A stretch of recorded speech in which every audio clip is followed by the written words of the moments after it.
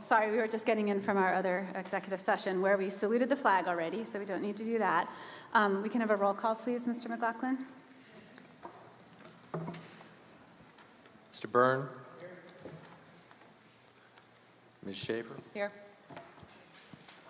Mrs. Gray? Here. Mr. Salmon? Here. Mrs. White? Here. Mrs. Richmond? Here. Mrs. Korn? Here. Mrs. Wooldridge? Here. Mr. Markarian? Here. Mr. Syatt? Here. Mrs. McCune? Here. Madam President? Thank you. I'd just like to draw your attention to the statement of public notice in your agendas. This is a regular meeting of the Board of Education. Notice of the time and place of the meeting was provided, and copies of this resolution were forwarded to the official newspapers and posted on the bulletin board in accordance with the law. We welcome input from the public. There's 2 times during the meeting where we take public comment. The first is earlier in the meeting where we take comments on agenda items. And later in the meeting, there's public comment on non-agenda items, which is the time where you can speak about anything else that you would like to speak to us about or ask questions. If you do come up, please tell us your name and address when you come up to the microphone, and write your name and address on the clipboard after you speak, so we have a record of that. I just want to point out that this meeting is being videoed, so that you know that, and you can read the rest of the statement of public notice at your leisure. So now we're up to our student representative, Maddie. Hello. So this past week, the underclassmen have been enduring park testing, which comes to an end tomorrow morning, finally. The upperclassmen, we're starting to get prepared for AP tests, which start in approximately 2 weeks, so our classes have sort of slowed down and we're all sort of studying. And just some sports reports for you guys. The girls lacrosse team is up, their record is 7-2. The boys are undefeated, 9-0. And girls softball is 3-4, and boys baseball is 6-3. And some upcoming events, the senior breakfast is actually tomorrow morning, where they give us graduation information, which is crazy. And Mr. Ridge is this Thursday in the PAC at 7 p.m. Tickets are $10 at the door. And lastly, all the seniors, I just want to give you guys a huge thank you to everyone that sort of works for Senior Incentive, which is where we get to leave during our free periods, marking period 4. A shout out to Ms. Perrell in the audience for organizing that and all the administrative paperwork that goes into that, because every senior appreciates it very much. And that's all. Any questions? Any questions for Maddie? No, I will attest that my senior appreciates it. Okay, thank you, Maddie. You're free to go if you want, or stay. We are going to go down for the board presentation. We have a William Ann and 6th grade science presentation, and then our district strategic plan. So we're going to move down there. You have a handout here for the strategic plan, if you want to bring it.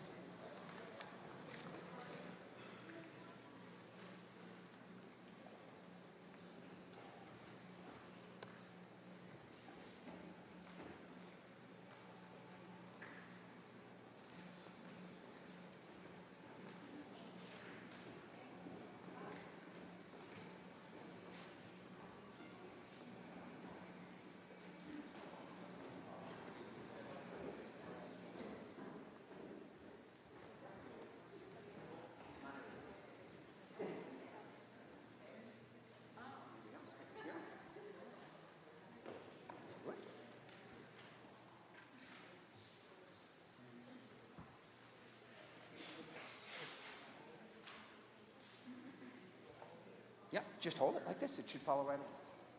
Oh, this is for... That's the presentation. Any more? Anybody else want one? We have one more. Great. If you could share, that would be wonderful. Good. All right.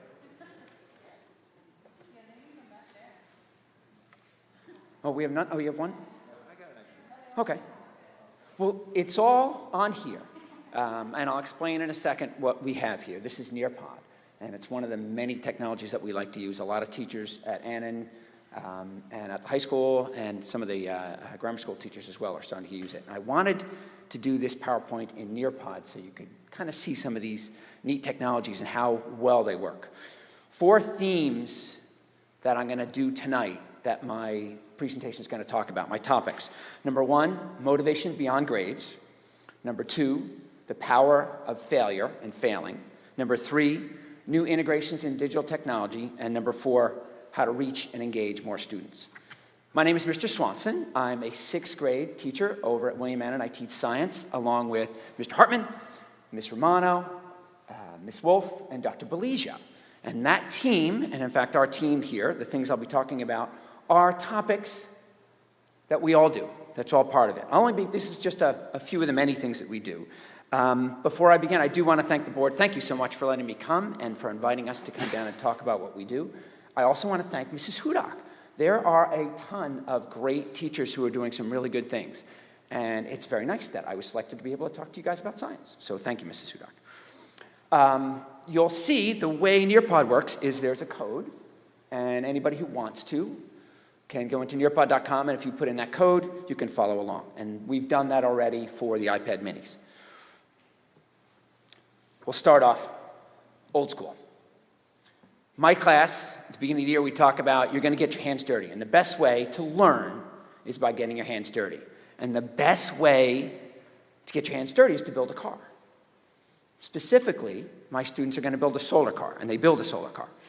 This, you see them working on that here, is the end of our unit on Newton's laws, force, motion, acceleration, speed, mass, friction. It's a great cumulative curricula finisher, kind of like an assessment without a grade. It's one of the best STEM projects you can imagine, and it really does a great job in covering so many of the things that we do. There, keep going. Here we go.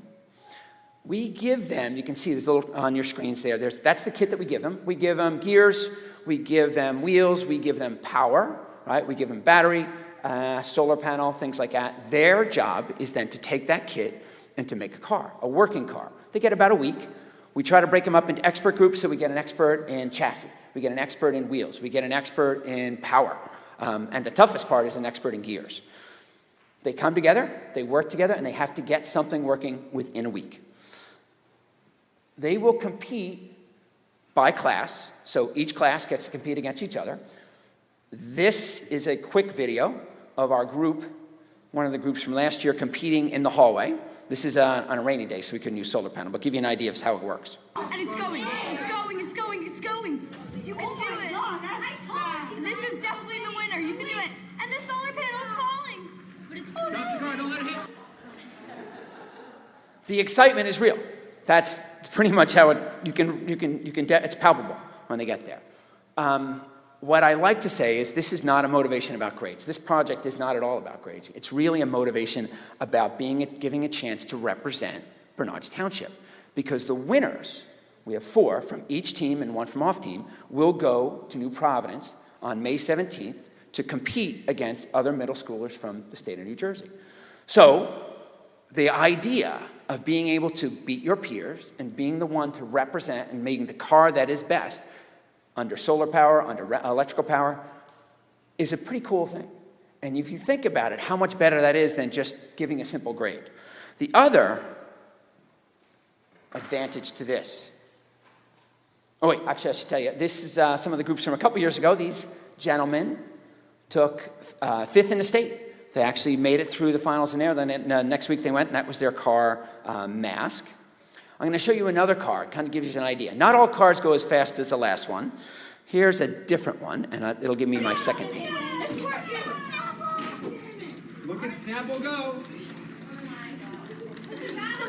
Go save it. So you can see Snapple moved a little slower than some of the others. That's okay. They got it to move. But it's also a case of sometimes they don't move at all. And this is where we talk about failing. Right at the beginning of the year, first, second day, we talk, you're going to fail at some things, and that's okay. Part of science and part of learning at science is accepting that you're going to fail. What you're not allowed to do is to give up.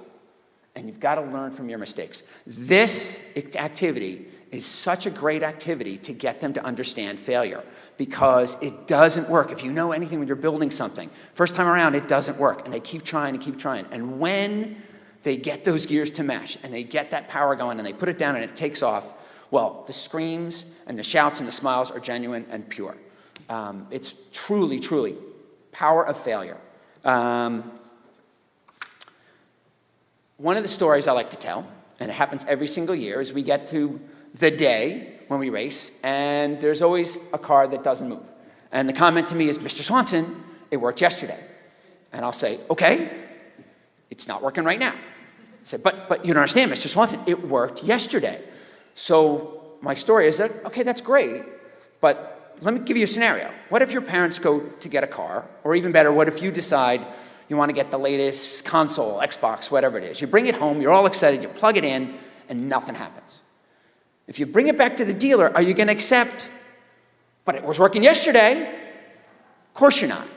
Because success is not a one-shot deal. Success is about making it work and showing competence and showing it over and over again. So this year's winners, if they would kindly step down for a second, from the blue team, we have Ashley LaMonica, Lori Wu, and Emily Zhao. And the gold team, if they are here, not sure, Maddie Welther, Sophia Dellin, Caroline Griffith, and Dakota Maroney. So they're going to represent. Their cars showed competence. In fact, Emily and Lori and Ashley's car, this one here, Sensei had a really close race between another car. The one car actually went faster, but only if you pointed it directly into the sun. And these guys realized that it's not going to be a situation where the sun's pointing at you, so they designed their car to maximize sunlight no matter where it's pointing. So thank you very much. Great job, ladies.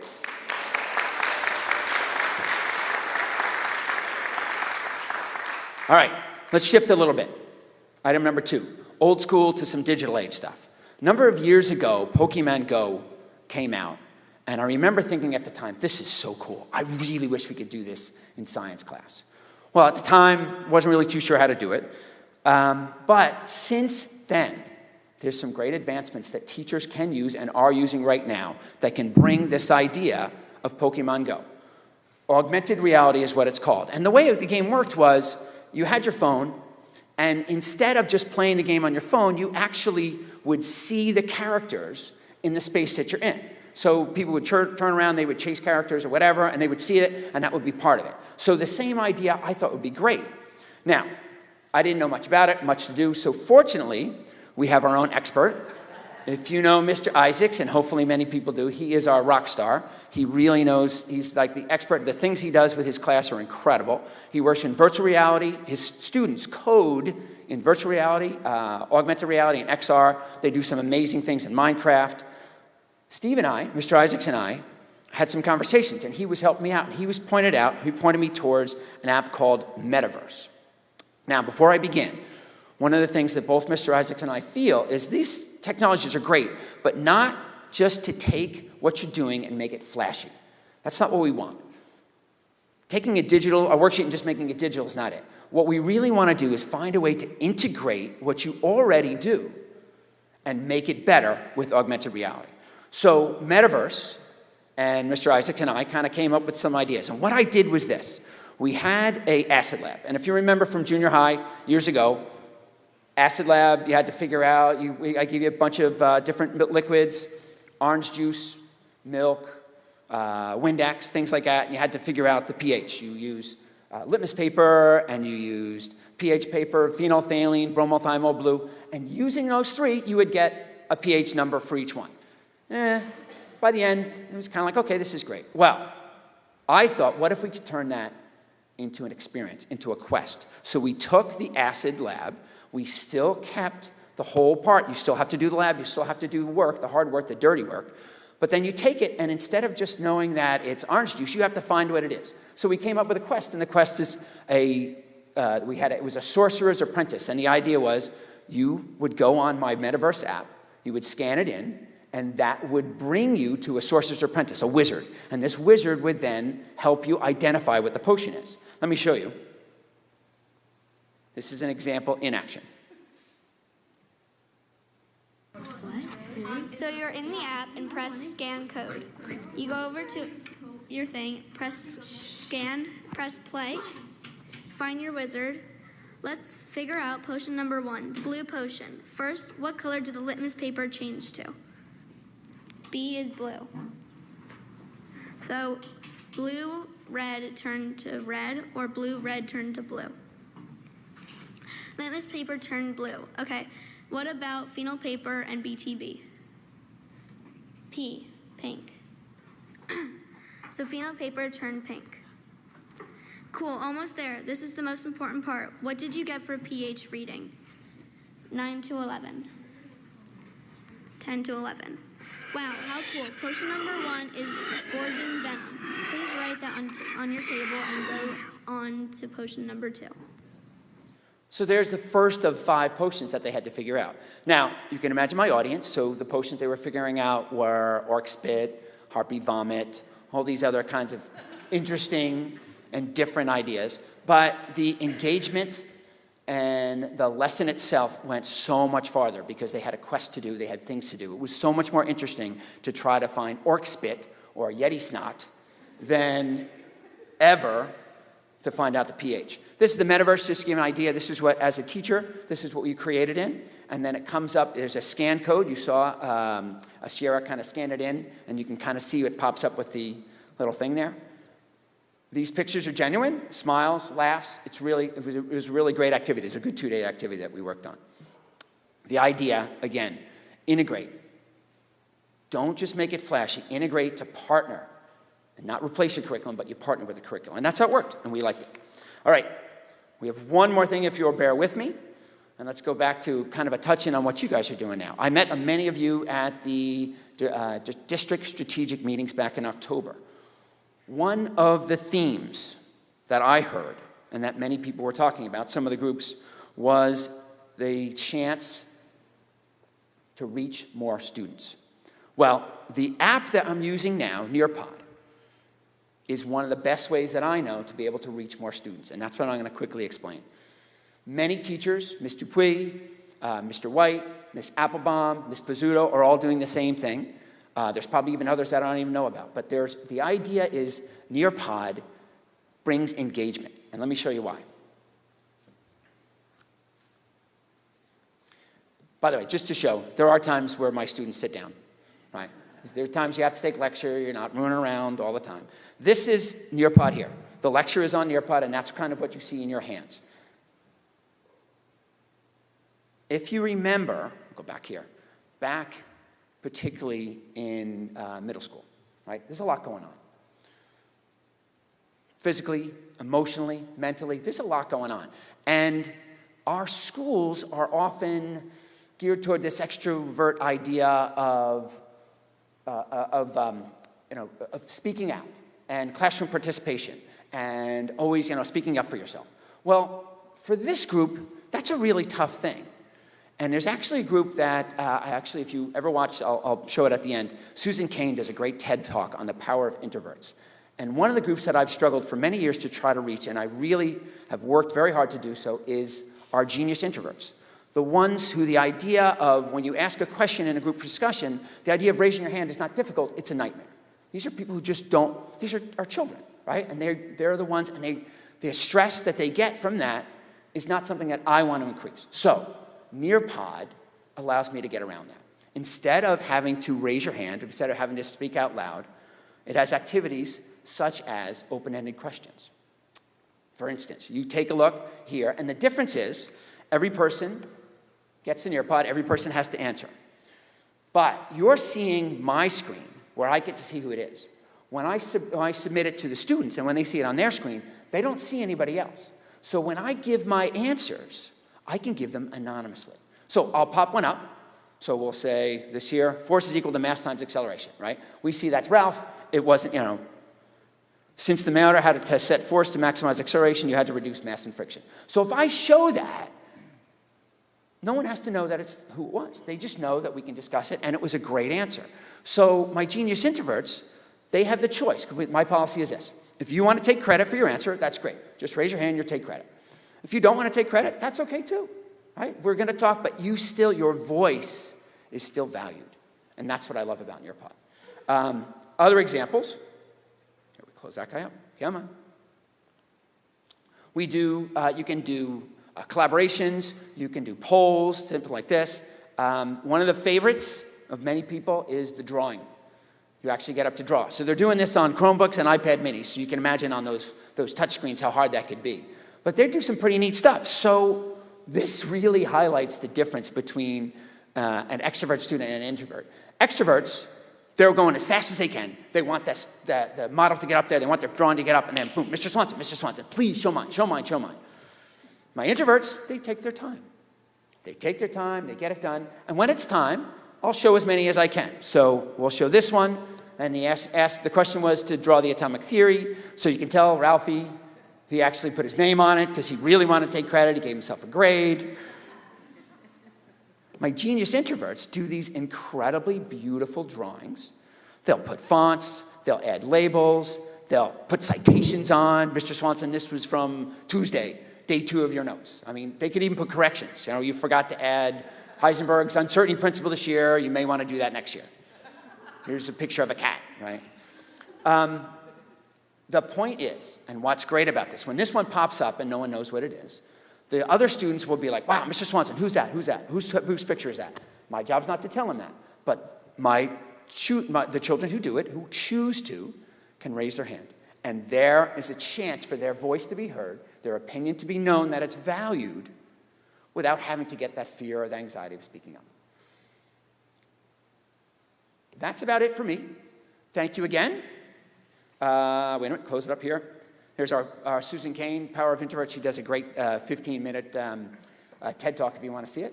Thank you once again. Thank you all for coming, and especially for my guys.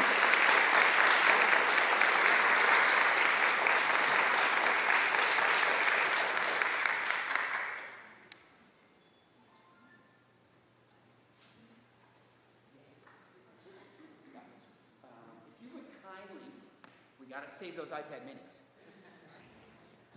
Yep. While we're setting up this year, a funny story. Now, iPad minis I don't consider as very old. But this is the first year we had students come in wondering what they were. And someone actually said, wow, Mr. Swanson, my grandma has one of those.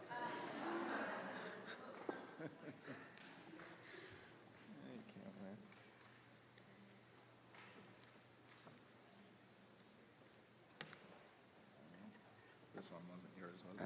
Nope.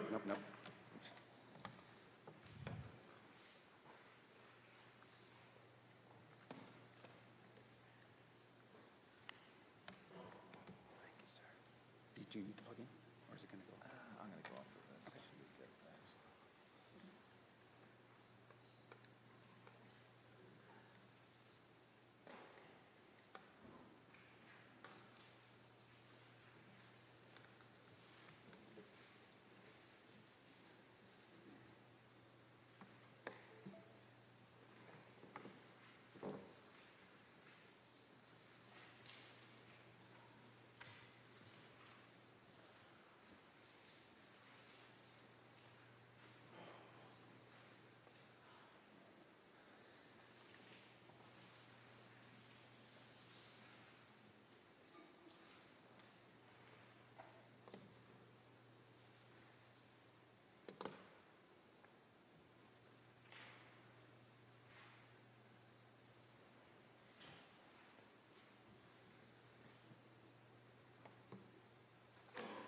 Okay, good evening, everyone. Thank you, Mr. Swanson. That was great. It's always awesome to see why we're all here to help you make magic happen with the kids. So great job. Really appreciated seeing that. So moving on to our next topic.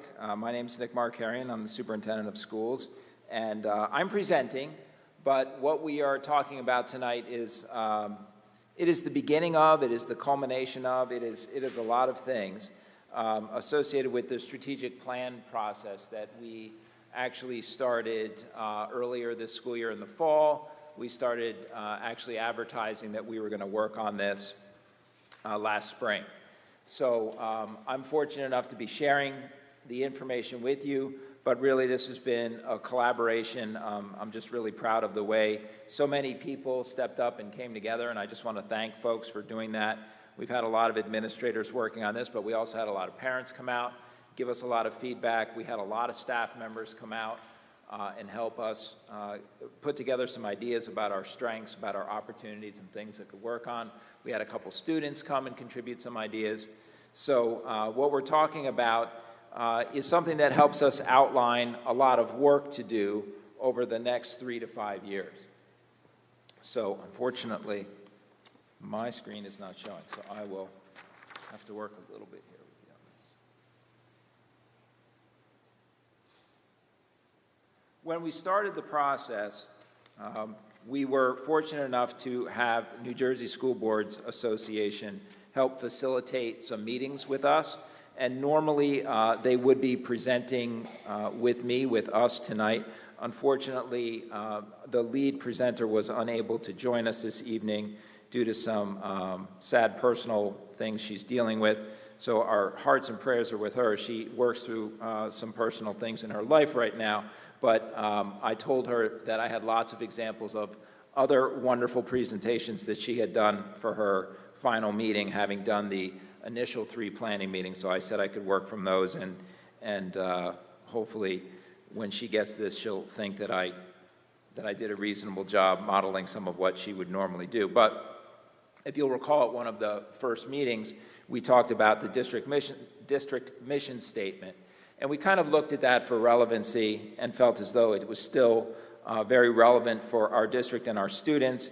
And I also posted some district beliefs that have maybe been something unnoticed, but something that we do have as part of our district website in the vicinity of where we have the district mission statement posted, and I thought it would be nice to include that as well, so that could serve as a reference point for you also.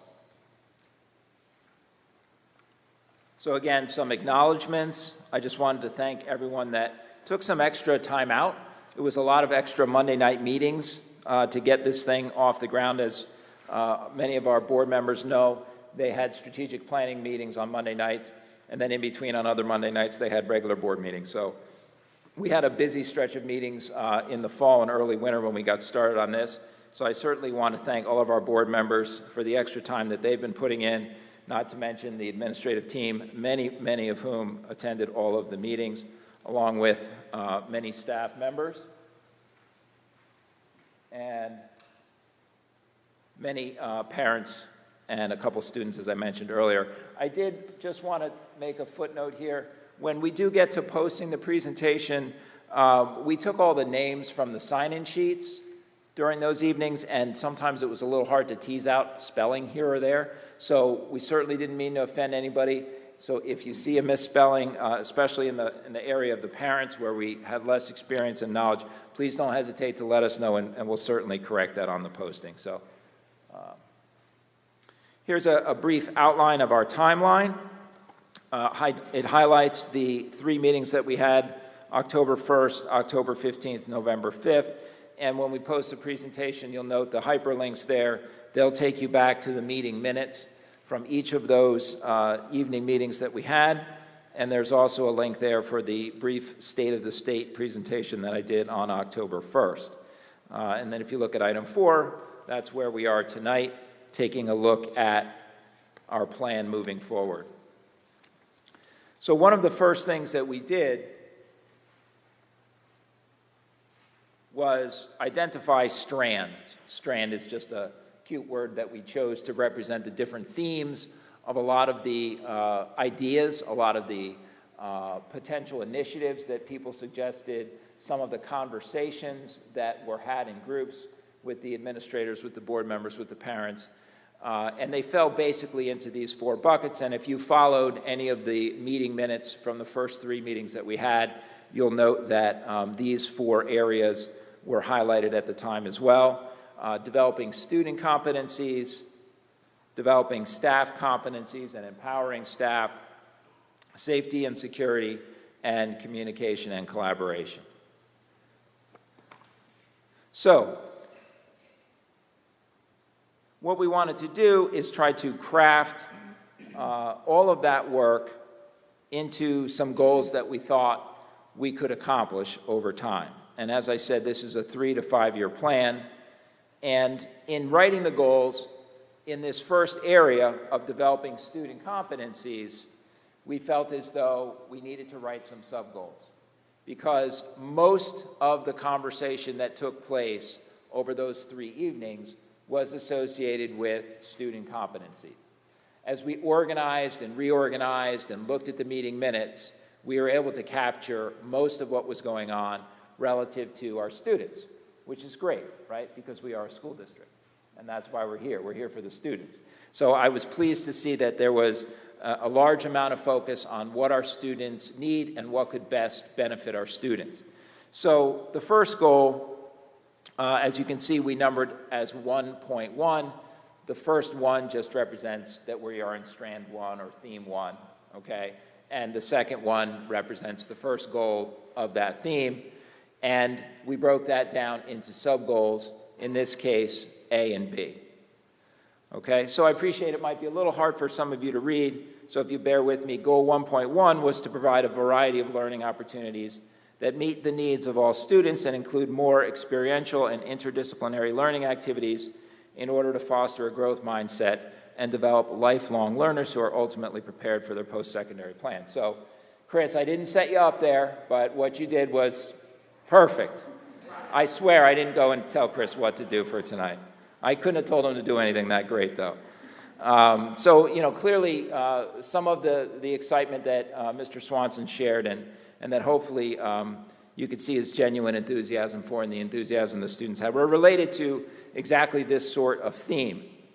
So within that goal, we worked together to, again, review the minutes, work in some teams led by our Assistant Superintendent for Curriculum Instruction, Ms. Fox, and she and several other staff members worked to write 3 sub-goals. The first of which we labeled 1.1a was to improve student outcomes by aligning opportunities for students that match their needs, their varied learning styles, struggling learners, middle learners, advanced learners. So this is something that comes up quite regularly over time in education and something that has come up over the years even in our school district, and that is the concept of differentiating to try to meet the needs of all learners. So we tried to capture all the different opportunities for action. If you compare what we've summarized as opportunities for action to the various meeting minutes, we tried to make sure that we could capture the essence of most everything that came up in our conversations. And I also tried to work with the team to say, hey, you know, we need some ways to be able to tell if we're accomplishing what it is that we're setting out to do. So we included some ways that we could measure the different action plans that we might be able to put in place. So I won't read to you every single item here. As I said, I'll be happy to share and post this for you. But these were the opportunities for action and ways that we could measure how we are improving student outcomes by aligning opportunities to match student needs. Our first goal had a second sub-goal. Using our nomenclature, Mr. Swanson, there goes the science. 1.1b, okay, increase opportunities for students to explore career, college, and vocational opportunities. So again, sharing with you some different opportunities for action, such as doing more field trips with the students, expanding upon interdisciplinary curricular and programming opportunities, including STEAM, the humanities and arts, expanding opportunities such as the senior internship program that we started over the last couple years, and exploring opportunities with Somerset County in our internship pilot that we're working on now with some of our senior students. We are looking to build relationships even locally in the town, and we're looking for ways to try to expand that wider into the county to hopefully make more opportunities for our students to connect and explore college and career. And we have some measures listed there as well to try to see how we're making progress over time.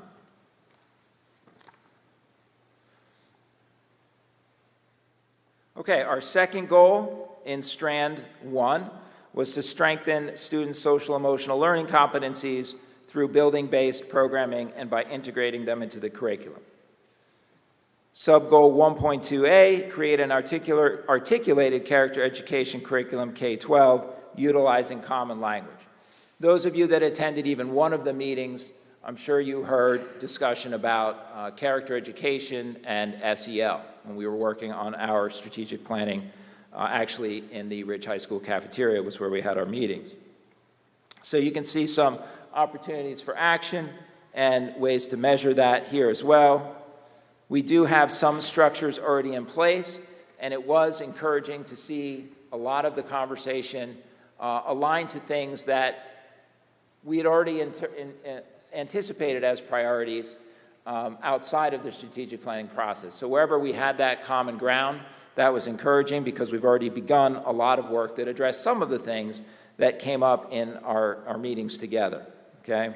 Things like looking at schedule opportunities, a focus on digital citizenship, trying to teach students how to be more appropriate and skilled in their own online presence. We do have school safety teams in place already that are designed to help work on character education and some SEL issues. We do take a lot of data on this with our student safety data reports, pride surveys. We report out on our trends in mental health, so we feel like we have some good ways to track progress in this area.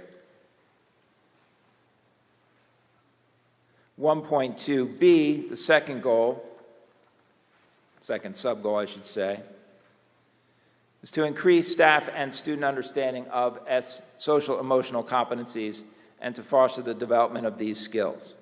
So this is the emphasis on SEL. We have the two pieces. We have character education and social emotional learning, direct instruction on social emotional learning, and indirect instruction on social emotional learning. A lot of conversation came up about transition between different building levels, elementary, middle, and high school, specific campaigns to communicate with parents, staff, and students, and to increase parent engagement to try to bring issues like this to the forefront in a way that we can have some conversation and try to educate everyone, not just the staff and the students, but the parent community as well. So I know we've already done some things recently this year with our parent academies, so we want to expand those types of activities. And again, we have opportunities to track this through a lot of the surveys that we are already conducting. Okay, our third goal in student competencies, redesigning our health and wellness programs so that we can link together services and programming designed to support students' ability to become healthy and productive citizens in their school community. So this goes beyond just character education, beyond just SEL, but also what are our mental health program supports that we have in place. Examples of that would be something like what we began at Ridge High School last year with our Effective School Solutions, a program that we put in place again this year and that we renewed again for next year is an example action in that area. Obviously, working on curriculum and capacity for increased co-teaching between the health teachers, the school counselors, and the SACs in health classes. So we want to do more integration within the health classes, utilizing and taking advantage of our school counselor team, as well as our student assistance counselors. We've talked about many times in recent months about the use of assembly programs, things that we could cycle in for students with some more regularity to try to maintain a consistent program for the students as they come through our school systems. And creating counseling groups was another suggested opportunity for action. Sub-goal 1.3b, policies. Okay, so we've talked a lot about that issue as well over recent months in terms of policies and procedures that might be able to help us out in the area of student and staff wellness and social competencies. Communication between our parents and our schools in the transition efforts. Policies and practices that might help reduce stress. Things like no homework nights. Things like the schedule in different school buildings. We've spent a lot of time talking about the schedule at Ridge High School. We've spent a lot of time talking about various policies that might ease the burden on students. We just had Mr. Kraus here recently talking about possible schedule opportunities for Ridge that might manage stress a little bit by having fewer classes every day. Mr. Kraus was presenting specifically about A day, B day schedules or rotating drop schedules, and he reported out on some of the visits that he and several staff members and students took to visit schools that had alternative schedules.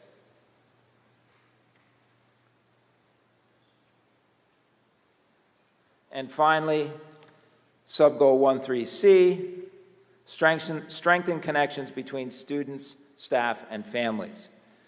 One of the things that we heard from our students early on this year in a meeting we had even at Ridge High School, I believe it was in Lecture Hall A, where the students were talking about ways that they might be able to spend more time learning from their peers. So that actually came up even outside of the strategic planning meeting, just talking to students directly, and their desire to have more opportunity to learn from older classmates when they come to Ridge High School, as one example. So that's why you'll see an opportunity for action listed there about freshman orientation at Ridge High School, community book reads, staff appreciation activities, all things that we want to do to try to build strength and communication between students, staff, and families.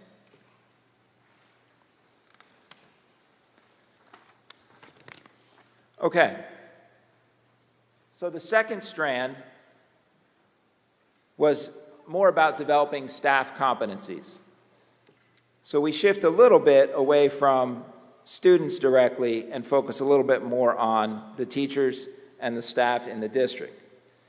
In this area, we have Assistant Superintendent Mr. Sean Syatt, who works largely on human resources, staff development, and hiring our teaching staff. And in this area, we have just two goals. Sorry, no complex sub-goal nomenclature for you to follow. Just two goals. 2.1, increase the percentage of staff college offerings related to staff wellness from approximately 5% to at least 20% of the total staff college offerings. So one of the things that we do in our district is we train our staff through our staff college. We have a lot of our teachers teaching other teachers. We have administrators teaching teachers. We have a staff college program that Mr. Syatt and his team run very well, working with the teachers and the administrators in the district. We want to change the makeup and the mix of some of the classes that are being offered there to increase the proportion of classes that kind of target a lot of the conversation that we're trying to do with the students. Because if we want to be able to have intelligent conversation in the programming that we're doing with the students, we have to bring the staff along as well. So that is why Mr. Syatt wrote the goal this way. And secondly, have an instructional coaching program. This is something that we have had in the past, and we want to reinvigorate our instructional coaching program. And this has just been something that kind of went by the wayside this year through a variety of circumstances where we didn't have the staff available, but we are looking to try to find ways to increase the amount of time that we can have expert staff members working with newer folks or folks that are having a challenge in a particular area. And this program we have found in the past to be very helpful in that regard, so we want to bring that back. Okay, strand 3, safety and security. So we wrote what amounts to be a fairly straightforward concept here, right? But it's not as simple as it seems, especially when you get into a building like Ridge High School, okay? The way we chose to word this was reduce the annual total number of documented instances of improper access to the school facilities during the school day to 0 by the time we hit the last year of this strategic plan, okay? Now, what does that mean, undocumented, or what does it mean to have a documented instance of improper access to school facilities? It simply means that we have people coming and going at times and through doors that they shouldn't be. It's really about visitor management and building access management. Seems like a pretty straightforward concept, and it is, but when you've got a building like this one with hundreds of doors all over the place, trying to have a good way of making sure that it's happening well is somewhat challenging. We have even occasionally run across issues in an elementary school or a smaller building that has a lot less entry and exit points. So we want to put some things into place that will help us hopefully get to that point where if we're documenting our instances where something went wrong and somebody was using a door they shouldn't have, or even as simply as, somebody that's opening a door for a stranger, right? Simple training, don't do that. You need to send people around to the designated entrances. So it's simple, but it's a very, very important goal that we believe is paramount in terms of securing the building on a daily basis. And we've done a lot of things already in this regard to try to help us manage this issue, whether it's door monitoring systems or cameras, or adding staff that can help monitor the doorways in buildings, or adding more electronic locks. So we've done a lot of things already in this area, and we'll continue to do so. Okay, strand 4, communication and collaboration. We want to increase and standardize communication from the district schools to the parent community. So we've done a lot over the years trying different ways to communicate with our parent community, and I think to varying degrees of success. We used to, going back prior to having a paperless district, we used to send home a lot more paper than we do now. Now we send home little to no paper. Backpack notices were the norm, budget newsletters being mailed in droves, lots of paper. That went by the wayside many years ago, and now we've gotten to mostly electronic communication, which for many years was dubbed the Friday folder, and we used a system called Constant Contact to organize an email, a mass email system to get parents' information through an email system. Since then, we've evolved a little bit to using Aspen emails, which we still generally refer to as our Friday message or our Friday folder message, but that's using an email system that is largely from our student information system. So there is an upside to that, and why we kind of went away from Friday folder in a lot of ways was that the Friday folder system required folks to sign up and say, yes, send me information. When we send out information using the student information system, it's much more like going through everybody's actual home mailing address and sending a piece of paper to the house, because we actually have everybody's email address in the system. So when we want to send a message home, just like we might have mailed something by paper 20 years ago, now we are sending an electronic mail, but we're making sure that every parent in the district, by school or by all district, is at least being sent that information. Whereas with Friday folder, when folks were signing up, you might have only 80% of folks even signed up to get the messages. When people receive those emails, whether or not they open them, it's no different than whether or not you would choose to open an envelope of paper that you would get in your mailbox, right? So it is an improvement. Going forward, one of our biggest tasks in communication is a transition that we're going to be making from our current student information system, which I had hoped to be a little bit more successful, to Genesis, a different student information system. So as we move from one student information system to the next student information system, that's going to be a key component, is taking advantage of that system to communicate to the best of our abilities. We're also taking a look at social media. You see something listed there called Hootsuite. Hootsuite is a software that allows you to do messaging, essentially on a platform where you create the message, and when you send it out, you can designate which social media platforms that message will be posted to. So you write up the message once, you post it, it goes out automatically to multiple social media platforms. Honeywell Instant Alert, we've been using that for years. You'll see media release forms noted there. Again, if we can take advantage of our student information system, we can seek the active consent of parents with regard to media release. So when somebody does something really great, like what Mr. Swanson was presented tonight, we would know in advance if parents were okay with somebody's face being in the newspaper because they did something cool in science class. And it wouldn't be a hesitation because we were worried about it. That's what a media release form would be. Okay. So going forward, as we continue to work on the strategic plan, I just wanted to highlight the leadership teams, in particular the administrative teams assigned to each of these strands. Obviously, Strand 1 being largely about student programming and curriculum.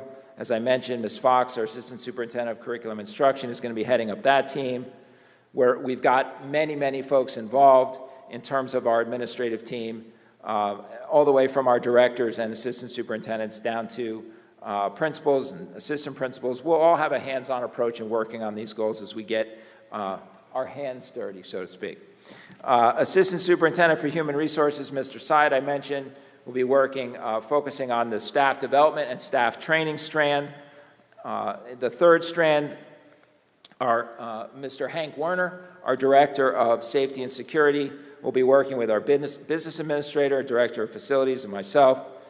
And finally, Strand 4, in a lot of that communication you saw going on, whether it's social media, whether it's taking advantage of the student information system, that's going to be using a lot of technology. So I'm going to ask our Director of Information Technology, Mr. Alex Blender, to head that up with me. And of course, I'll be working with the whole administrative team in all of these areas to continue as we move forward. So these leadership teams in next steps, you saw a lot of action items there, a lot of opportunities. Okay, we have to focus on prioritizing them, establishing timelines associated with each of those, trying to establish exactly which staff can most effectively take on each of the action items. As I mentioned, setting timelines, organizing a strategic plan communication structure, because obviously we need to work together to communicate how things are going, have report backs periodically to the public, to the Board of Education on how things are going. So it's a framework for work to do, a lot of work to do.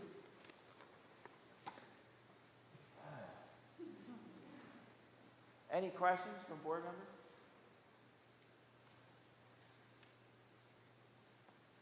I know, between myself and Mr. Swanson, you've just been bedazzled. Let me grab a mic. Oh, yes, this mic. Those others are not too cooperative for moving.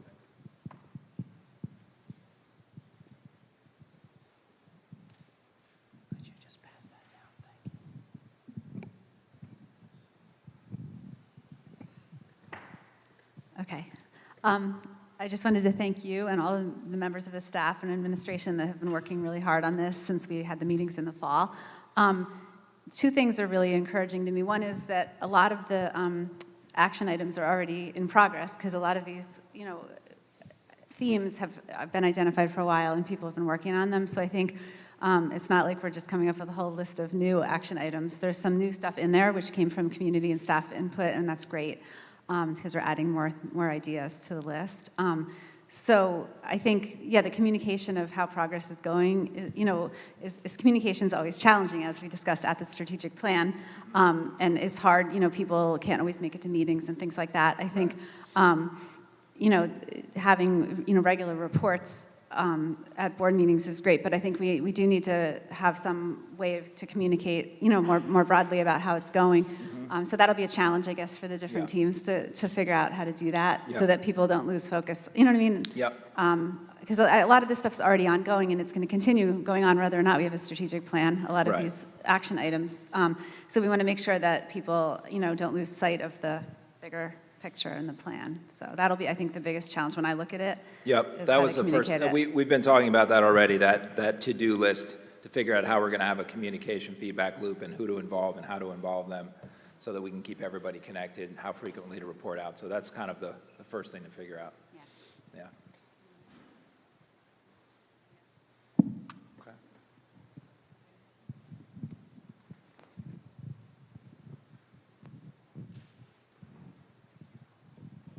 Well, thanks for your attention, everybody. I really appreciate it. And again, I do want to thank everybody that came out to come to our meetings. I know that it was a lot of extra time.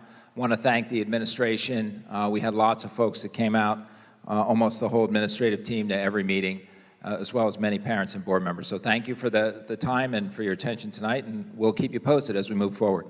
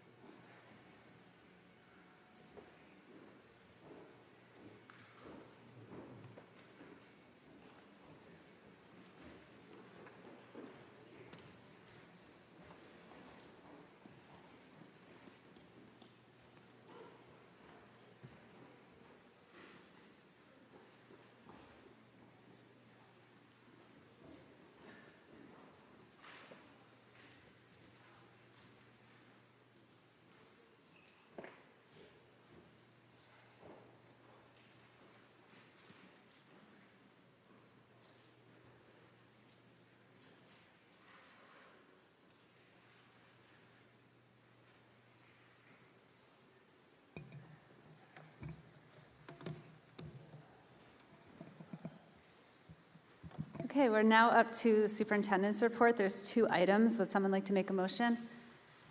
Mr. Salmon, and someone second, Mrs. White. Thank you. Do you have anything else besides that? Okay, does anyone have any questions about the 2 items before we vote? No? Okay, could we have a roll call, please? Mr. Byrne? I'll come back to you. Ms. Schaefer? Yes. Mrs. Gray? Yes. Mr. Salmon? Yes. Mrs. White? Yes. Mrs. Richmond? Mrs. Korn? Yes. Mrs. Wooldridge? Yes. Mr. Byrne?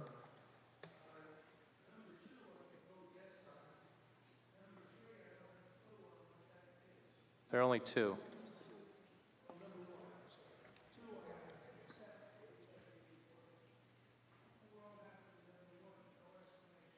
Okay.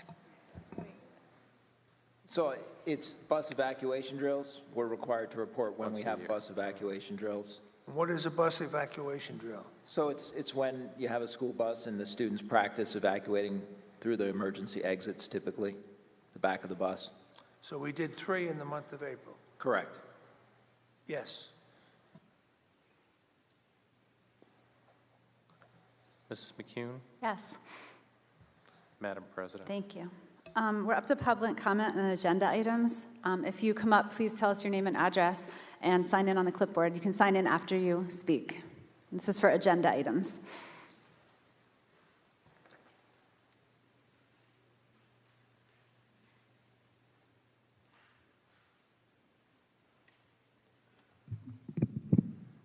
Hi, my name is Jacqueline Arleski.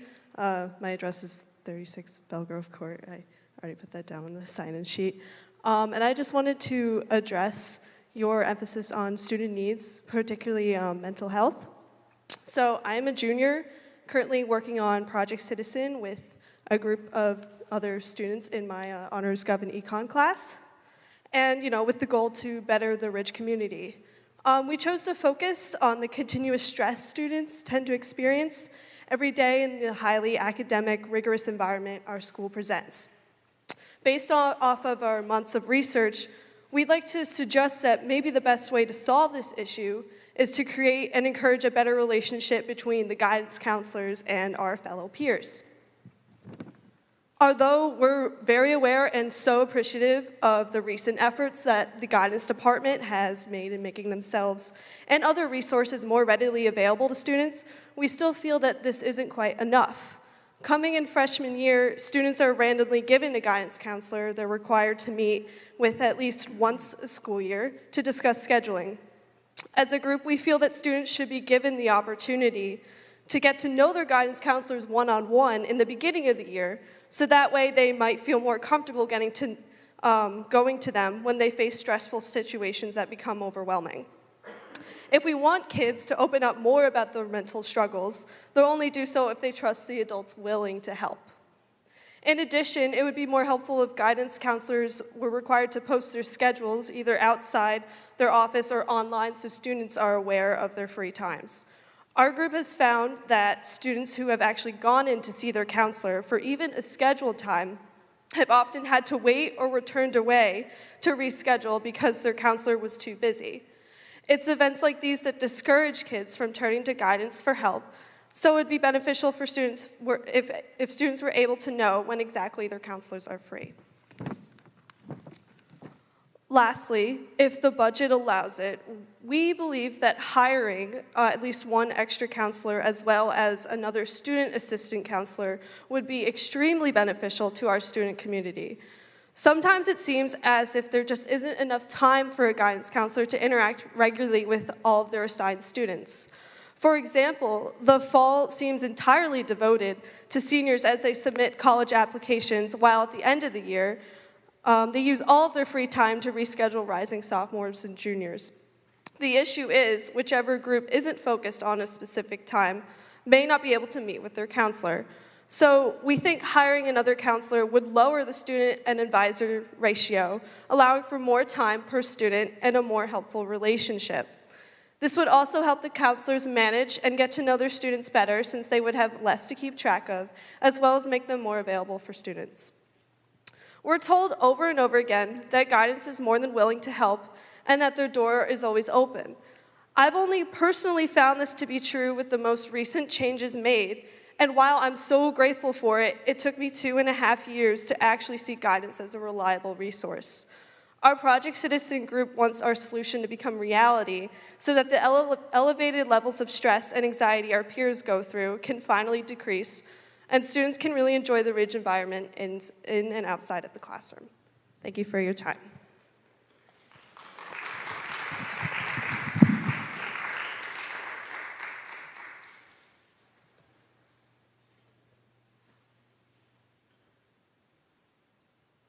Is there anyone else for public comment on agenda items?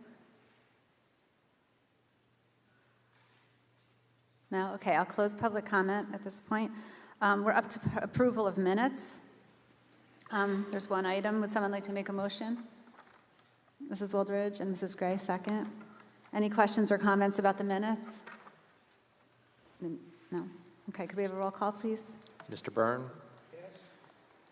Ms. Schaefer? Yes. Mrs. Gray? Yes. Mr. Salmon? Yes. Mrs. White?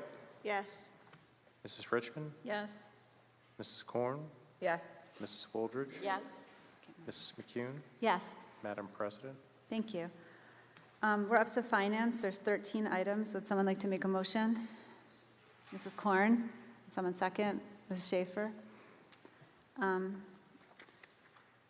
can't remember which day. We had so many minutes come out recently. Did Yeah, they these come just out came today? out Do you this want to wait? morning. Do you want to wait on that until the board members have time? I think I'm going to wait on my personnel minutes too, because we Yeah. just got them. Okay, so was there I any? could just go through the list of Yeah, items. through the items, and then we can have the rest of the report next time. Okay, yeah, so Finance did meet last Wednesday on the 17th, but the minutes only just went out today, so I'll report on that next time. Items, as far as the current agenda, the 1 through 3 are standing items. Number 4 is professional development. Number 5 is 2 field trips to the Vietnam Era Museum in Holmdale and the Ben Franklin Middle School in Ridgewood. Items 6 through 8 are home instruction for general services. 9 is a special education service. 10 is placement of a full-time student at Votech. 11 is the Effective School Solutions renewal contract. And number 12 is non-public agreement for nursing services. So that's where Somerset County Educational Services administers nursing and technology, et cetera, for non-public schools like St. James. And we're just a pass-through so that the county can get money to those non-public schools. So that's number 12. And I think that's... Oh, yeah, 13 is appointment of a engineering consultant for a limited time. Any questions? I have a question. There was a pass out in the minutes, I think, on the item that you called, let's find it, Effective School Solutions, Yeah. and there's a pass out, a presentation here that, That went to parents in weekly, like on Friday, right? Or Thursday? There were a couple items. One document, they provide a resource for parents, a newsletter for parents once a month. So that document I sent out on Friday. The other document that Mr. Burns referring to is their first semester report that kind of shows the progress of the program, how many students were enrolled in the program, anticipated savings from students that were kept in district rather than being put out of district. So I thought that they demonstrated a large margin of success, and the Personnel Committee recommended them for approval for next year, and that's why they were also on the Finance Committee as well. this was a copy of what we're talking about. Right.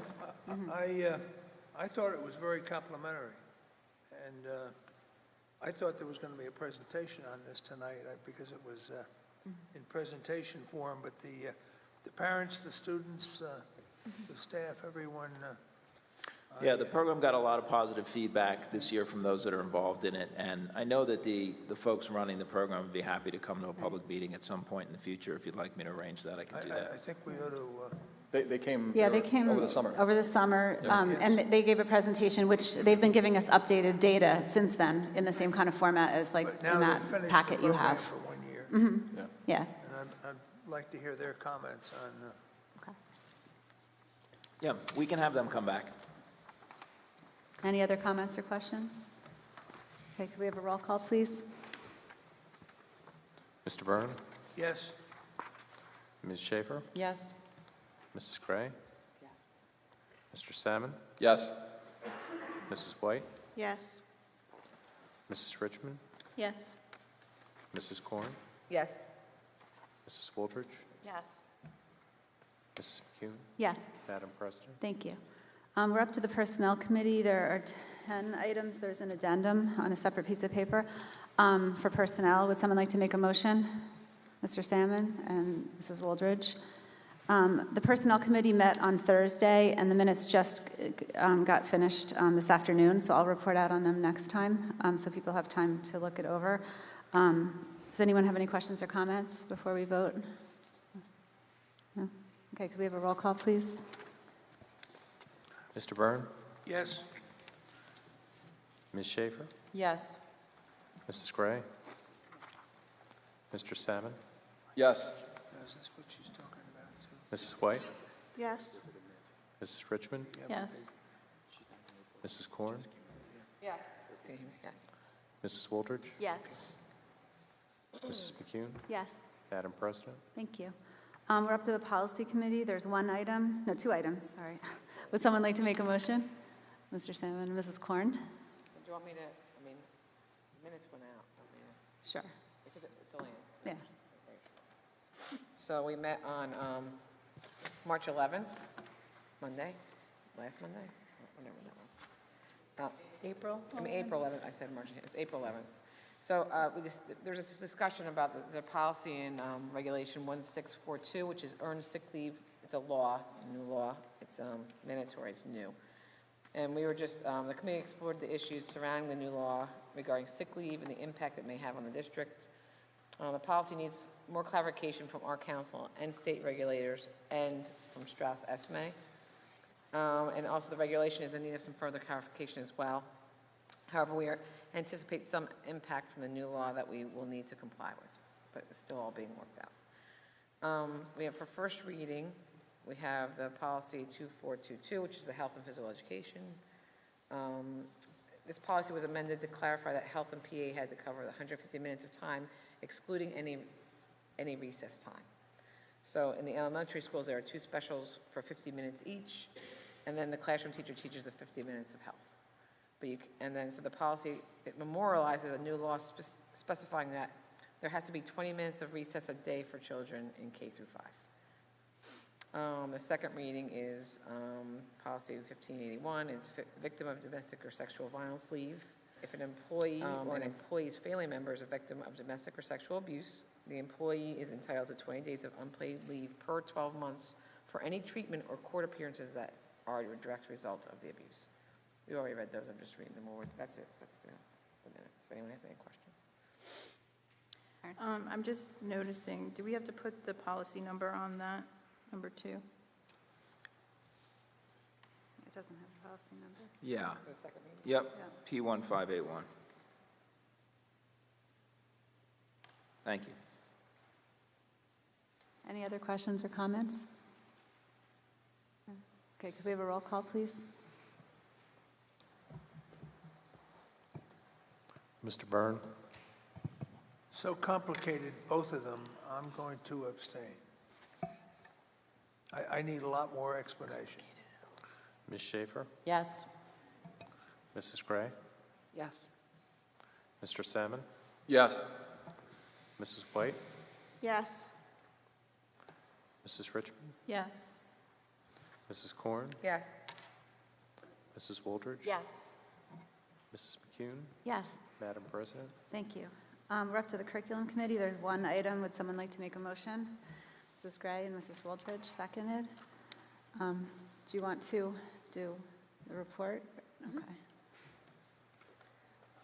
The committee met on April 5th. The first item was the approval of the new textbook, Microsoft Office, for the computer applications in business course. The second item, Mr. Hunter went over the summer reading March Madness voting. Especially with the cold, you need it close. Okay, sorry. Is that better? Yeah.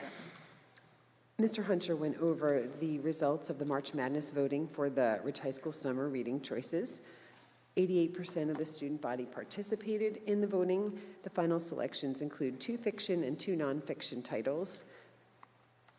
And depending on the course that they'll be taking next year, they'll be asked to read, 1 or 2 of the titles. The first is Ready Player One by Ernest Cline, which received 54% of the vote. What We Saw by Aaron Hartzler, though those are the 2 fiction, by the way, received 50% of the vote.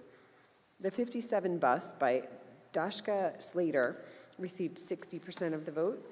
And The Happiness Advantage by Sean Aker received 45% of the vote. And those second 2 are the nonfiction.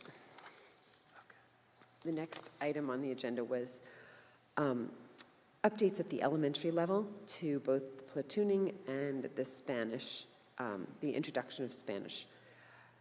In the area of platooning, Ms. Fox reported that the principals and the 5th grade teachers met to finalize plans for the single platooning model.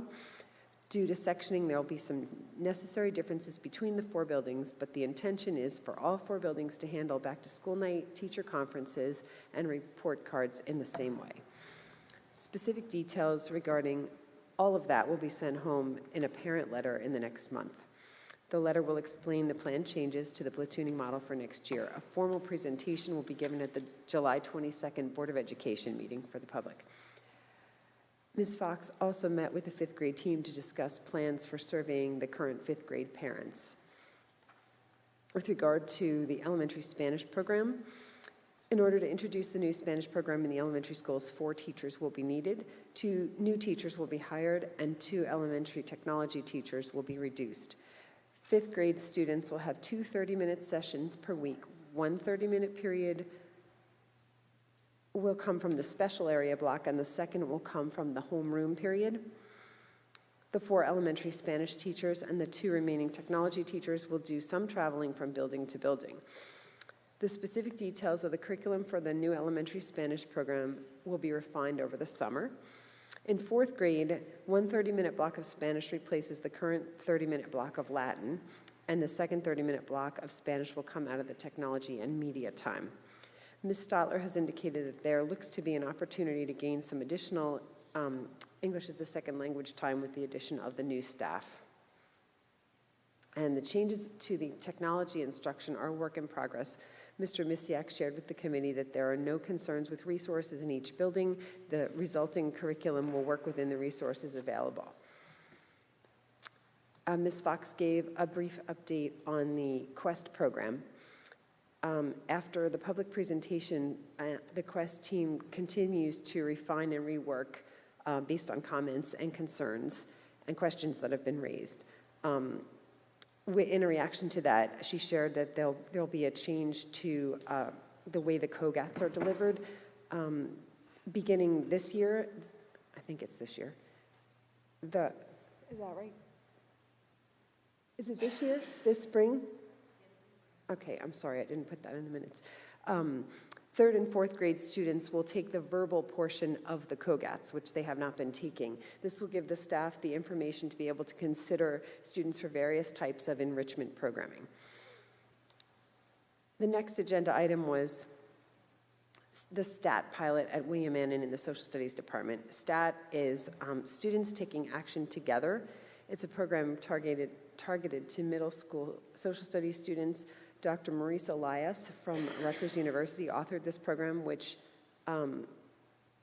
intends to infuse social emotional learning competencies into everyday lessons in social studies. The intent is not to change what is being taught, it is to change the way the content is being taught to address the SEL competencies. This approach was piloted at WAMS this year, The pilot was in intending to incorporate these STAT instructional strategies into the social studies curriculum and evaluate the impact of explicitly infusing instruction on social emotional competencies into the curriculum.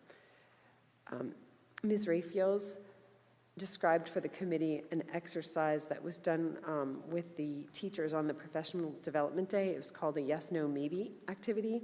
The intent of this activity was to demonstrate how approaching different points of view can be addressed with empathy in the classroom environment. This method can be employed across all curricular areas and is well suited to address health and wellness topics. There was a brief discussion about the Ridge High School community service requirement. There had been some consideration for possible updates to that requirement, but it will remain the same for the 2019-2020 school year. Ms. Raphaels explained that the intent of the service requirement is to serve the community, not to make a profit or serve profit-making organizations. Over time, what has happened is that some of the student requests have become requests for non-paying internships at for-profit organizations. The Ridge Social Studies Department desires to have students help to better the community as a whole and not just serve paying customers. As a distinction, if a for-profit organization were using their volunteers to provide services such as classes to the senior citizen population at no charge, this would be a true community service. The effort to address this is ongoing. Honors chemistry was the next topic on the agenda. Mr. Misiak addressed some of the recent concerns. He talked about the fact that the soft skill of note-taking seems to be a challenge for many of our students. They often rely on teacher-parent PowerPoints, and consequently, he feels there might be room for some more training on note-taking. There are some ongoing academic integrity concerns with this course. The test structure and pacing of the course is being closely examined. Both honors and CP chemistry cover a significant amount of material, in total 16 units. This equates to a test about every 10 days. Efforts are underway to make some changes to address this concern and may even be introduced in the fourth marking period of this year. For next year, sectioning will continue in the same manner that it was this year. The honor sections will be a little larger and the CP sections will be a little smaller so that if students elect to drop down, it will not have dramatic impact on class size. Committee members inquired as to whether there was any data to show whether current struggles in honors chemistry are in any way deterring interest in AP chemistry. And the committee also asked that Mr. Misiak update the student course selection and grade data that as they progress through the science program. This was done several years ago. Beginning with 8th grade science, the committee would like to see how that data looks after the fourth marking period of this year. The Project Lead the Way, there was a Project Lead the Way update, I should say. The course selections, you may recall that the opportunity was given for students to elect from either the old programming or the new programming, so Mr. Misiak reported out on those course selections. The CAD 1 course, it received 37 requests, CAD 2 received 20 requests, Advanced Architecture received 24 requests. The IED course received 27 and an overwhelming interest as a second choice. The Project Lead the Way Year 2 course, Principles of Engineering, received only 6 requests, and the Project Lead the Way Year 3, Civil Engineering Architecture, received 7 requests. Robotics 1 received 85, Robotics 2, 28 requests, Intro to Woodworking 252, Woodworking Processes 68, and Contemporary Woods and Cabinet making 11 and 7 respectively. So with the introduction of the Project Lead the Way course, introductory Project Lead the Way course receiving high interest, the opportunity to earn the AP plus PLTW certificate will continue to be available for students who complete the necessary combination, so that's not going away. And Mr. Misiak explained that there are 7 students from the original STEAM Academy who are currently in the Year 3 course. With this small population of students, they will individually address what's the best path for them for next year. Mr. Kraus gave a brief update on the, or recap really, on the block scheduling conversation after the previous board meeting presentation. He explained that the focus will be on optimizing sectioning and classroom use at Ridge to see how much space can be gained. The Ridge High School administration and staff, along with the Special Services Department, will continue to study classroom optimization possibilities. Mr. Kraus expressed optimism about the potential for running a unit lunch at Ridge. He feels the building has spaces in which students can gather to eat. Food preparation will still need to be addressed. The Board of Education Finance Committee will be looking at the potential expansion options to gain classroom and food prep space. And our next meeting is May 3rd. Any questions? For the honors chemistry enrollment for next year, I recall that we made some changes into like the prerequisites, like it was more about math and less about biology. So, and then the guidance counselor like recommendation process, is that implemented for honors chemistry next year? I think so, right? Teacher Yeah. recommendation. Okay. But didn't we change the prerequisites for the course to focus more on mathematics? Honors chemistry.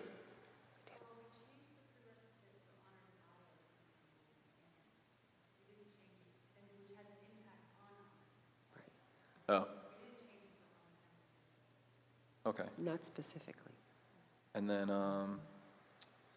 the second question I had was, so in this list of course selections, which one is the Project Lead the Way Year 1? Is that IED? That's the IED. IED. So 27 students chose that, and 147 chose it as their second choice. Right. And are these kids, these students, are they mostly coming from the middle school? Like they're 8th graders and they're going to be in 9th grade, and they're choosing? Well, they could be, but for those second choices, it could be other grades as well. Okay. I'm just thinking in my mind, like, are these kids are clearly coming from a very like fun and exciting course at the middle school, and are we going to run into the same issue that with this Year 1 enrollment, because they see as Project Lead the Way engineering, and then it's day 1, you know, open up a textbook, don't build a solar-powered car. So is it something that we should do there to like communicate to the kids like what the course kind of? Yeah. Kristen, you want to Oh, sorry. respond? That's okay.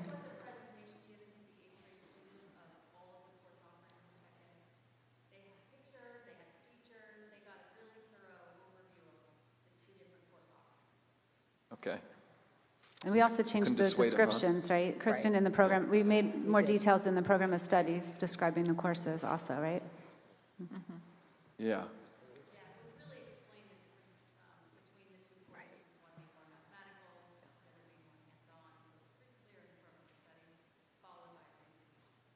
Yeah. It's just that we have 6 and 7 in Year 2 and 3 respectively, so it's something's missing there in between the link and the chain. So, all right.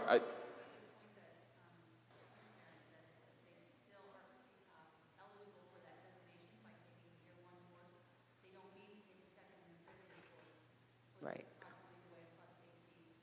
Yeah. I think, though, wasn't that what we were hearing was the issue, right? The Year 1 course was the kids, at least what I recall was that it was the kids that were coming in from middle school, or that had, you know, taken these more hands-on courses, and then they were coming in and doing this Year 1 course, and they kind of thought it was a step backwards because they're not using the laser cutters and the lithographers and 3D printers. Yep. Okay. All right. Can I ask a question? of either Kristen or, I guess, Karen, what is the enrollment in the 8th grade STEM? Yeah, or just generally, I don't need an exact number.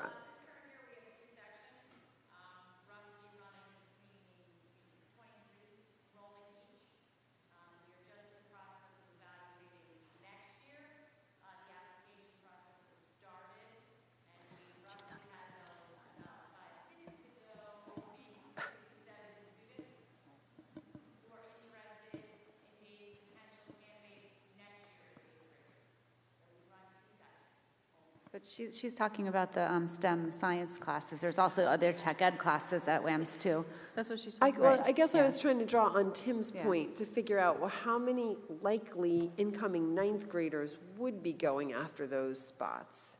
And whether there's any embedded implications. Yeah, I guess the point, maybe I was confused, but like, the point I was trying to make was that, like, the presentation that we just saw looked really fun and cool. And what we heard from the kids that are taking the first year of Project Lead the Way is like, it's more, not more academic, but it's more, or it's just more textbook learning, which is, fine too, and there's got to be that baked into it. But there's something, I feel like with the numbers, like that second choice, I mean, maybe that's kids that are sophomores or juniors and they want to just test it out as an elective. But I'm assuming that kids have a great middle school experience and then they see Project Lead the Way Engineering, let's, keep the good times going. And then something, kind of gets lost there, whether it's the curriculum or whatever. But and then looking at the second to year 2 course enrollment and the year 3 course enrollment, clearly there's some kind of disenchantment after year 1. So that's what I was wondering if we're kind of communicating that right in terms of the curriculum. But as you said, and it was made clear to the kids, so hopefully they.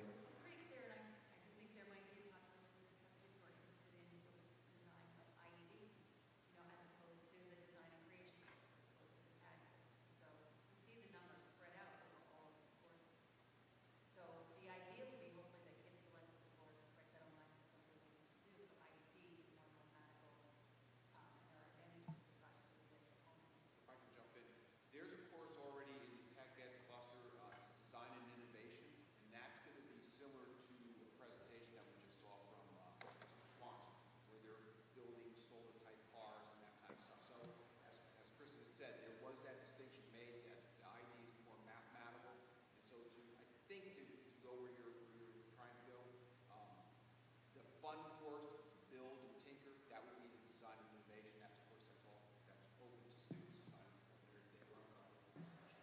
So this cohort of kids that are interested in the mathematics of it, where are they going in year 2 and 3? Because then there's 6 and 7 kids after this, kind of. Yeah. They would likely go to Cat 2. That would be the next year's course. So they would bail on Project Lead the Way. Which is gone anyway, right? Yeah. Right? Potentially. Right. Okay. Any other questions about the curriculum minutes? No, I think we have to vote on the one item on the textbooks, right? Right. Okay, so we can have a roll call, please? Mr. Byrne? In the past, I don't know anything about the textbook. Obviously, I'm looking for a lot more detail. Oh, my God, Mike. Committees don't tell us what happened and what was discussed. Wait, you're not listening? Let's finish the roll call. Ms. Schaefer? Yes. Mrs. Gray? Yes. Mr. Salmon? Yes. Mrs. White? Yes. Mrs. Richmond? Yes. Mrs. Korn? Yes. Mrs. Wooldridge? Yes. Mrs. McCune? Yes, Madam President? thank you. We're up to Advocacy Committee. Before the meeting, the Advocacy Committee met again with another group of students, this time at Oak Street School. We met with their student council and the student ambassadors, and they gave a presentation about the various activities that they do, as well as the fundraisers with which they're involved. They shared what they like about Oak Street, as well as offered suggestions for areas of improvement. some of which come directly from their suggestion boxes that they have in school. And in fact, one of the comments that they shared was that they think that there should be more suggestion boxes in the school. And they have a whole process of how they weed through the items that come in, because as you can imagine, some suggestions are not realistic. Right, they wanted a pool. Clearly, that's not happening. And then other things such as, could we have more suggestion boxes, which is very doable. We're scheduled to return to Ridge. Ridge is one of the first schools that we met with. We met with their student council in the fall, and we're scheduled to go back and meet with their student government May 6th. And in addition, we missed our meeting at Mount Prospect. It was a snow day, so that has been rescheduled, and we're going there on Friday, May 31st. Then the second part of our meeting, we had Dan Reagan, who is the insurance rep from Arthur J. Gallagher, and they explained that their objective is to protect the district and to make sure that the PTO-sponsored events are protected. And this presentation was very specific for all the PTO presidents, because at all the different schools, they do a whole variety of events and have functions, and just to let everybody know what is covered and what is not covered. So he broke it up into a couple different things, starting with what exactly are protected. The PTOs are protected from injury, while they're acting on behalf of and at the discretion of the Board of Ed.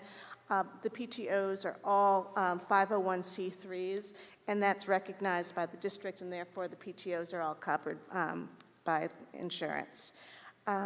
What are additional insured? Well, they're insured against any bodily or property damage, personal injury from a third party. One big question was, is coverage provided only on school property? And the answer to that is no, because a lot of functions that the PTOs do take place off of school grounds. The most important thing to do is to provide principals with a list of the different events, preferably at the beginning of the school year, if the different PTOs know exactly what they're going to be doing. If they just submit a list of all of those items, and then if something else is scheduled, of course, the PTO should submit that as well, and then all those items would be approved by way of a resolution by the superintendent's report. And then the next thing that he reviewed was what are exclusions from being covered. Trampolines was one, not bounce houses, but suits outside of the USA. So he was very clear going through for PTOs, and if they have any other questions in terms of what is or isn't covered, they could ask. And then the last thing had to do with risk management. And one of the important things is that PTO boards should not be covering contracts and should not be covering anything with a hold harmless or an indemnity clause. All contracts need to go to the business office. They should also first go to the principal. And then vendors that are brought in for events need to provide a certificate of insurance, and a facilities form should be filled in fact, by the vendor himself. And then for the different PTO presidents, if they want to see this more in depth, the presentation will be shared with them. We also reviewed what went on at the previous Board of Ed meeting. We reviewed the presentations, one on class size. We should have more information on that. Kindergarten registration just happened a few weeks ago, so there might be a better idea of the number of students entering in the fall, but we always get a lot of students that register during the summer too. And in addition, we'll have more information from the demographer later in the spring. And then we reviewed the presentation Dr. Costa gave on the Oak Street Arts integration. We reviewed upcoming PTO meetings, upcoming presentations, And there was a change in the next Parent Academy date. It was supposed to have occurred in April, and now it's been rescheduled to May 15th. Then we reviewed certain PTO protocols that were really encouraging all the PTO boards that they should be utilizing. All PTOs have bylaws. There is the ability to amend them based on your school's individual need, and they're to be used as a framework. So some boards have put all of this information on the Google Drive, so as boards change from year to year, the new members coming in have the access to this information. Some have binders that they pass along. Some examples of protocols to follow are to present your new board at the end of the school year, to present your budget at the end of the school year, then certain things they reviewed, like, and these are things that I think most people know, that the directory that all the schools create is not to be used for personal use, and businesses can't be promoted by PTOs. And then the superintendent's report, we got an update on what used to be PARC. It's now the New Jersey Student Learning Assessment.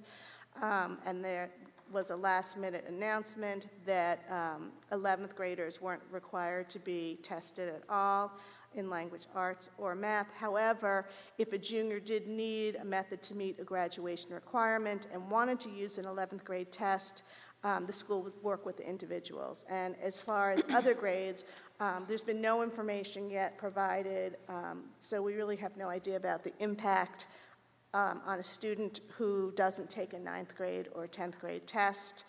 The test is supposed to be substantially shorter, and the participation rate or the lack of participation can have an impact on school ranking. And lastly, the review of MAP testing was given and how it's used, and that ultimately we are looking to see growth. And then we just reviewed that the next few meetings, there is, I believe, a meeting tomorrow night. Is it tomorrow night? The transition, if you have a student with an IEP or a 504 plan. And our next meeting will be May 6th. But it was tomorrow. Tomorrow. Yeah. Okay. Thank you. Does anyone have any questions? No? Okay, thank you. We're up to SEL. SEL met on March 28th. Mr. Kraus came and gave us an update on the March 6th in-service day at Ridge, which had an SEL focus. So Ridge has created 4 SEL committees within the building, and 41 staff members have signed up to volunteer. There's a Ridge Culture and Climate committee team, which is what's formerly known as the school safety team. That's the overall arching umbrella of all the SEL teams. There's a culture climate team, a character education team, and a staff appreciation team. There's also a Ridge Gives Back committee, a health and PE team, and a team working on improved freshman orientation program. The character education committee discussed a program being modeled after a portrait of a graduate, and for Ridge it will be, it's going to be a program to help explain and show what a graduate from Ridge High School looks like, who they are as a person, and it goes beyond academics. The character education program will go beyond the traditional 6 pillars of education that they learned K through 8th grade. A new and improved freshman orientation program is being created, which will bring the entire freshman class together for a robust day in August before school starts. The program will allow students to walk their schedule as well as staff to deliver important information about the school, perhaps lessons on technology, i.e. Google Classroom skills and how to use Naviance, as well as other skills needed to be successful at high school. There'll be counselor introductions and more. Lunch will be provided. It's going to be a really fun day that, we're really hoping to generate excitement for the new freshmen.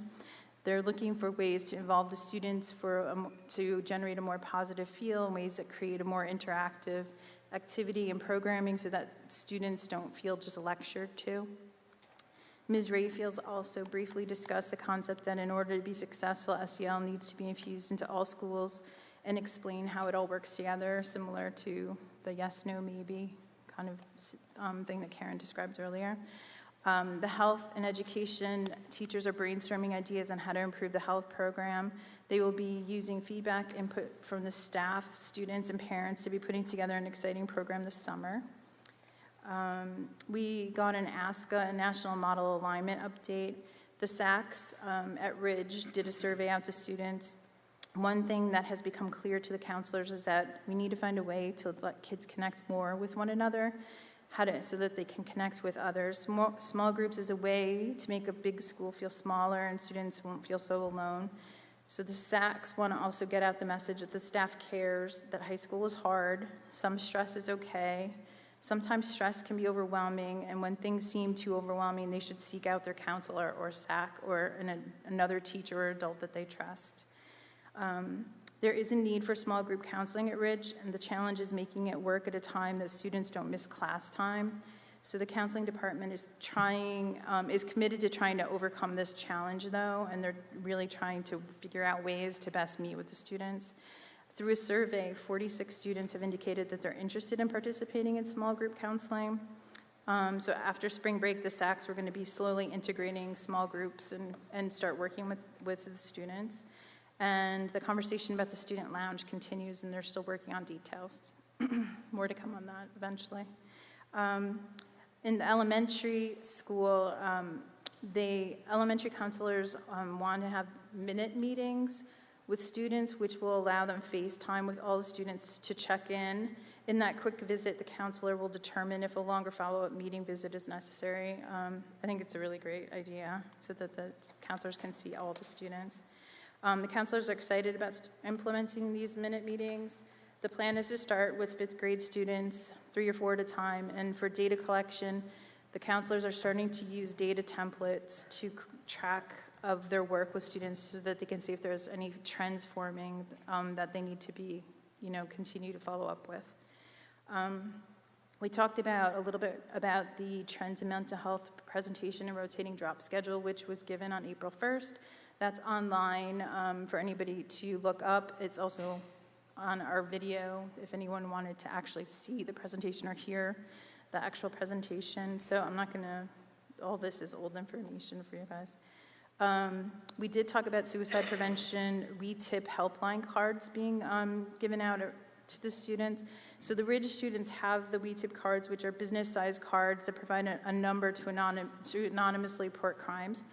For over the past 40 years, anonymous hotline to schools throughout the nation. In 2009, WeTip added the bullying hotline. In 2011, WeTip added a mobile tip form, making WeTip easier for students of all ages to report crime, especially bullying in their schools. The school safety team reviewed a number of different programs, and WeTip was the program that they selected. They chose to move forward with WeTip because they felt it was imperative for students to be able to talk to a live person when they called. This service is free to the district, and there are screeners that will take each call. And Ridge Productions created a really powerful video that was shared to the committee and also during the presentation. So if you haven't seen it, I think there's a link in the presentation to see it. It was really great. The counseling team is working on a document to capture K-12 suicide prevention program efforts within Bernards Township, and the health curriculum team is looking at suicide prevention curriculum as they review the other topics this summer. Mrs. Hudak reported out on their March 6th SEL initiative from their in-service day. She reminded the committee that WAMS has a partnership with United Way and explained that surveys went out to staff, students, and parents in November. It's been a long process reviewing the results. They have categorized feedback into strengths and opportunities, which was also part of that same presentation on April 1st, so everyone can have a link, see the link there. But just to give over a few of the things that they talked about. WAMS has also formed SEL committees. The student strengths were that the students are hopeful for their future and feel connected to the staff and teachers. Students feel safe and are taught how to handle bullying events. Staff strengths, staff feels that there is a supportive environment by colleagues, students, and parents. Staff feels strongly that the students know how to respond to incidents of bullying.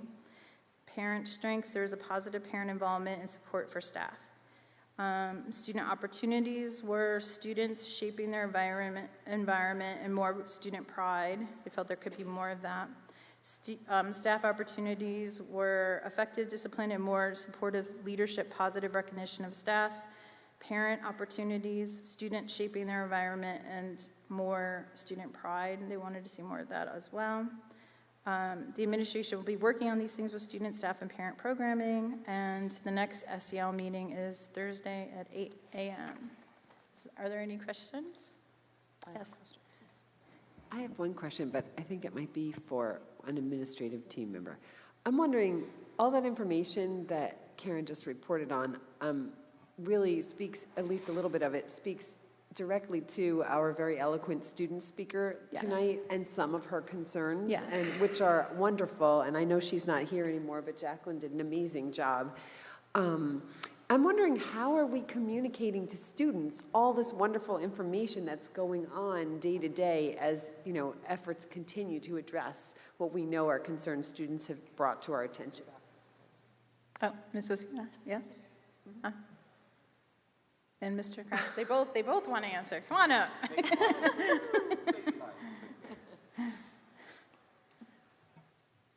I can't speak for Ms. Hudak at Williams, but we meet regularly with our students to get feedback. You know, we're talking about things like the Wellness Center. We're meeting with the Project Citizen Group and their advisor. We're going to meet with students on the health curriculum piece. We have names of students that we're going to be meeting with them on. So we do meet with students to get feedback on particular issues that come up.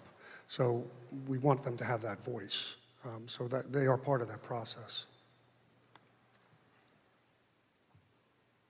So regarding WAMs, we have identified groups of students in each grade level who will become part of our student ambassadors, who will work through the culture and climate results specifically that we garnished through their survey results.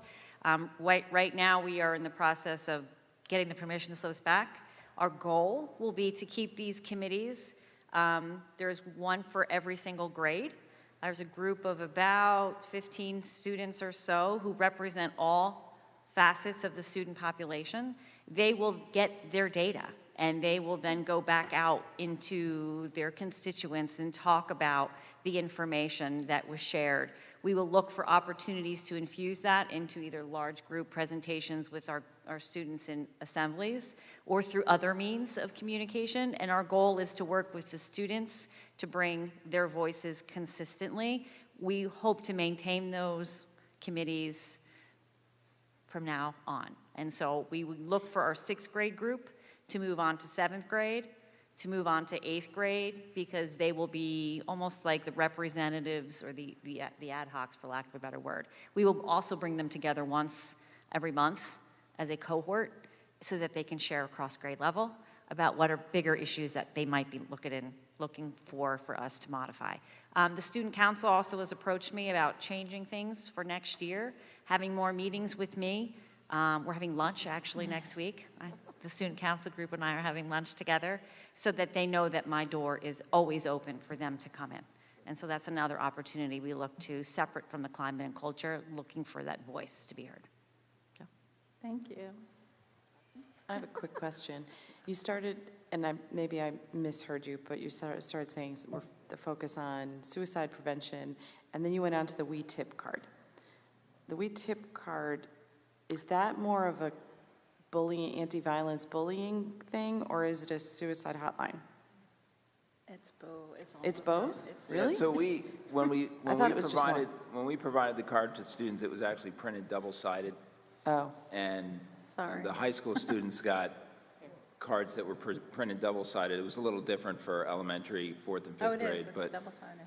Yeah, but on the one side, it's sort of the We Tip, bullying reporting, crime reporting, and the other side was more mental health crisis hotlines. Yeah, thank you for that. That was a good question. Any other questions? Okay. Do we have any liaison committee reports? No? Okay. So we're up to public comment on non-agenda items. If anyone has a public comment or question, tell us your name and address when you come up and sign in on the clipboard afterwards. Thanks.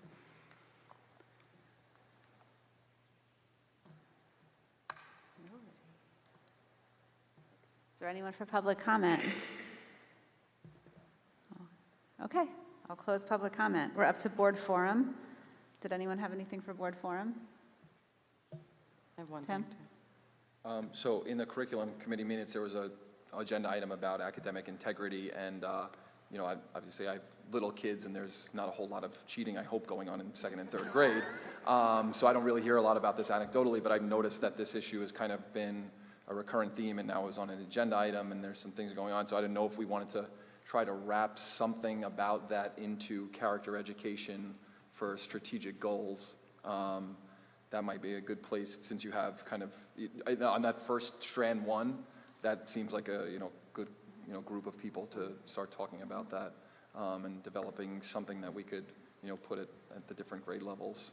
Don't jump out of your seat, Ms. Fox. Yeah, Just why don't you come up to the restrain mic? yourself. So this is like Kristen's, like academic integrity and our policy has been something that Kristen's worked on for years that she great. cares passionately about. So between like 2 and 4 in the morning when you're not doing anything, if you could just work on this, that would be fantastic.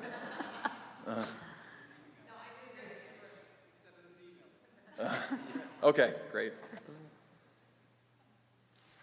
I have And did you have something? one very small thing, nothing Okay. like that. But we all got nice handwritten notes from the students at WAMS inviting us to the WAMS Expo on the 18th, which I thought was really nice. So I'll be there. Right? Everybody I got think I'll be there too. I think my kid has to be there, so I'll be Yeah, there. my kid has to be there too. Yeah. Anything else for board I was forum? just gonna clarify, because we have two things, and they were both accurately reported, but just to audibilize them again, right? So April 23rd, which is tomorrow at 7 o'clock here in the PAC, is the transitioning to college with an IEP or 504 plan. That's being run by our staff, but then Wednesday night, the 24th, is the look inside the vaping epidemic. And that one is being done by the Burns Township Health Department, Municipal Alliance, Ridge Against Alcohol and Drugs, and that one is at the Municipal Complex in the Warren Craft Room at 7 o'clock. So that's Wednesday night. So tomorrow night, here, IEP 504, Wednesday night, Warren Craft Room, vaping, both at 7 o'clock. While we're on the subject of dates, I thought that it was going to come up in your report, and I didn't want to be redundant. I did not mention that there's been an additional WAMS PTO meeting date added for May 9th, and that will include the social studies curriculum presentation from Mrs. Raphaels. And what? Culture and climate. Oh, and the culture and climate. Okay. Anyone else have anything? No? Okay, we're up to adjournment. Would someone like to make a motion? Mrs. Waldridge? Mr. Salmon? Thank you. All in favor?